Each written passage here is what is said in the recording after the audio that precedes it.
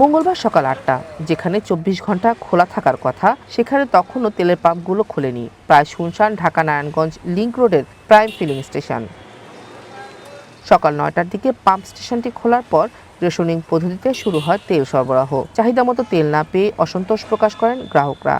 আমার প্রয়োজন আমার আসলে 200 টাকার বেশি লাগে, যেহেতু আমি সেলসের জবে আছি। আমার 200 টাকার বেশি লাগে, এখন 200 টাকার বেশি তো পাওয়ার কোনো উপায় নাই।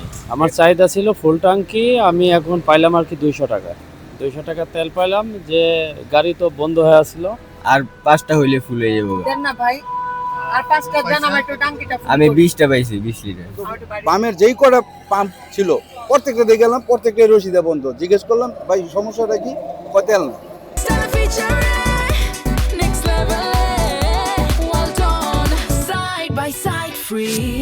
সিদ্ধিরগঞ্জ তেল ডিপো থেকে মোট ১০৪টি প্রতিষ্ঠানে তেল সরবরাহ করা হয়ে থাকে, যার মধ্যে ৮৬টি পেট্রোল পাম্প রয়েছে। পাম্প মালিকদের অভিযোগ, ডিপো থেকে চাহিদার তুলনায় অনেক কম তেল সরবরাহ করা হচ্ছে। তাদের দাবি, আগে যেখানে একটি পেট্রোল পাম্প ১৮ থেকে ২২,০০০ লিটার তেল পেত, সেখানে এখন দেয়া হচ্ছে ৪,৫০০ লিটার পেট্রোল ও অকটেন। এতে গ্রাহকের চাপ সামলানো যাচ্ছে না। এর মধ্যে আর অকটেন পাই, আর এই 6 দিনের মধ্যে আমি অকটেন পাইনি। 19 তারিখে, মার্চের 19 তারিখে আমি ৪,৫০০ লিটার অকটেন পাইছি, কিন্তু ডিজেল পাইতেছি।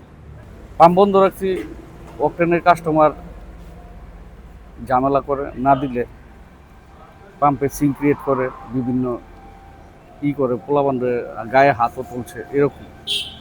আর ব্যাপার লোকে টোটাল বন্ধ না, আমরা এখন 8টা বাজে, 8টার পরে হিসাব করে আবার পাম্প চালু করব। একই চিত্র দিনাজপুরেও। সরবরাহ ঘাটতির কারণে চরম ভোগান্তিতে পড়েছেন মোটরসাইকেল, প্রাইভেট কার, মাইক্রোবাস সহ বিভিন্ন যানবাহনের চালকরা।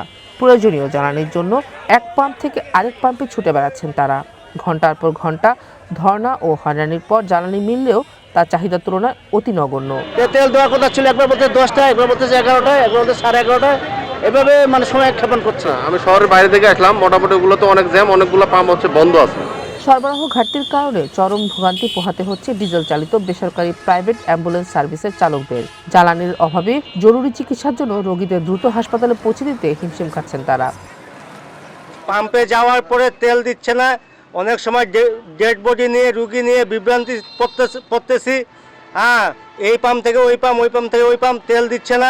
দিনাজপুরে মোটামুটি আমাদের পাবলিক অ্যাম্বুলেন্স আছে ৭৭টা, তার মধ্যে বিভিন্ন পাম্পে গেলে তেল দিচ্ছে না এবং রুগী আনার জন্য খুব বিঘ্ন ঘটতেছে আমাদের।